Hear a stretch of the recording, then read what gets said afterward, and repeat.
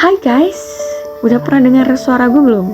Belum ya, karena baru pertama kalinya gue ngelakuin voice over kayak gini dengan latar video yang menurut gue ini agak-agak vulgar ya. Tapi gue cover sedemikian rupa supaya nggak kena pelanggaran dan selalu update buat kalian.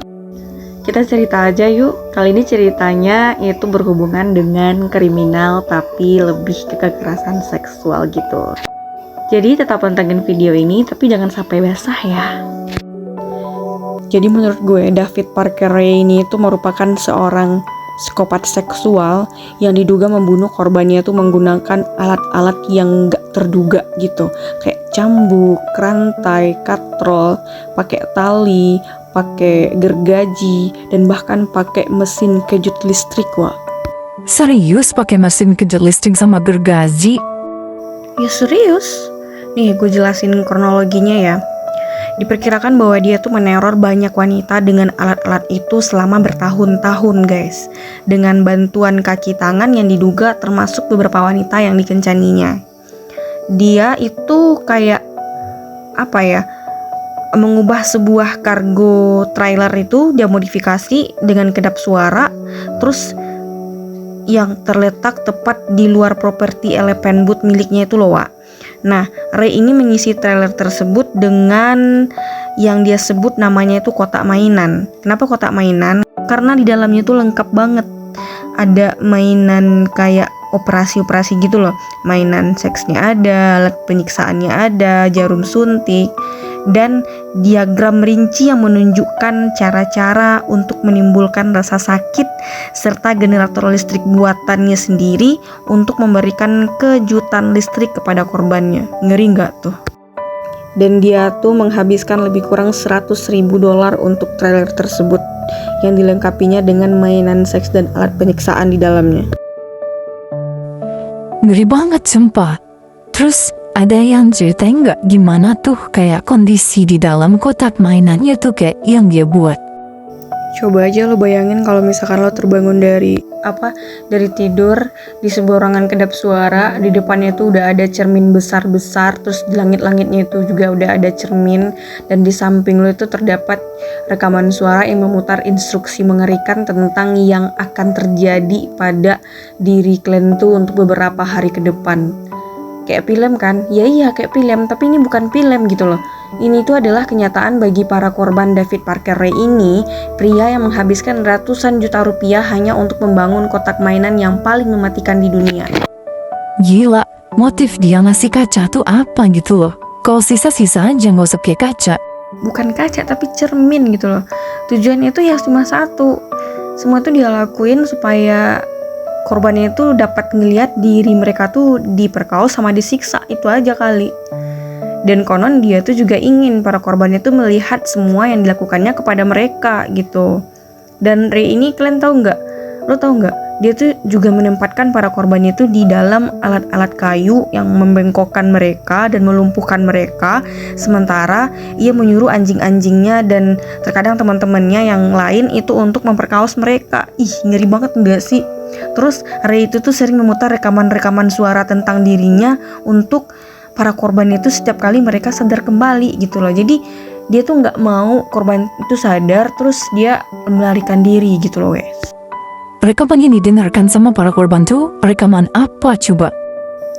Isi rekamannya tuh kayak kronologi gimana cara dia ngelepasin tawanannya gitu. Kayak gimana kadang-kadang dia tuh melepaskan para tawanannya terus ninggalin mereka di pinggir jalan pedesaan setelah membius dengan barbiturat ya. Barbiturat itu untuk menyebabkan amnesia gitu loh, Wak, yang akan mencegah mereka tuh buat melaporkan serangan yang pernah dilakukan kepada korbannya.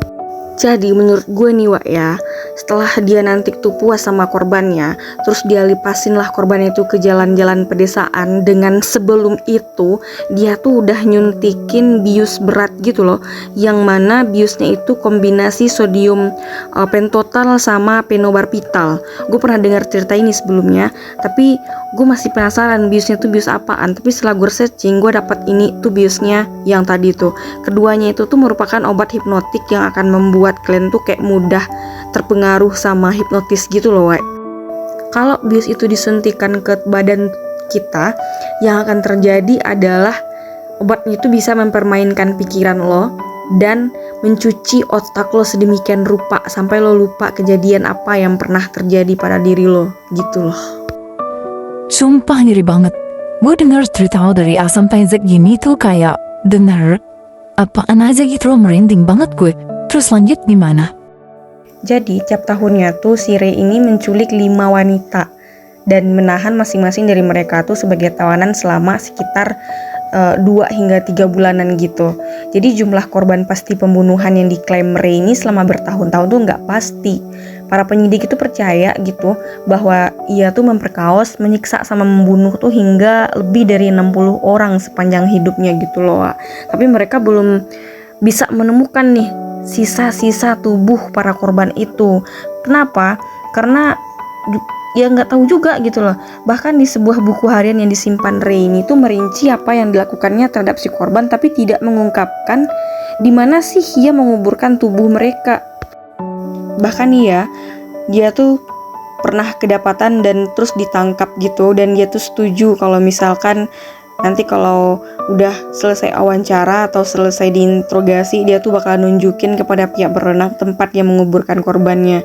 Tapi ia meninggal tuh, kasihan banget sebelum dapat melakukannya. Dan si Handy yang merupakan pasangan si Ray ini tidak dapat membantu penyidik dalam menemukan kemungkinan jenazahnya gitu.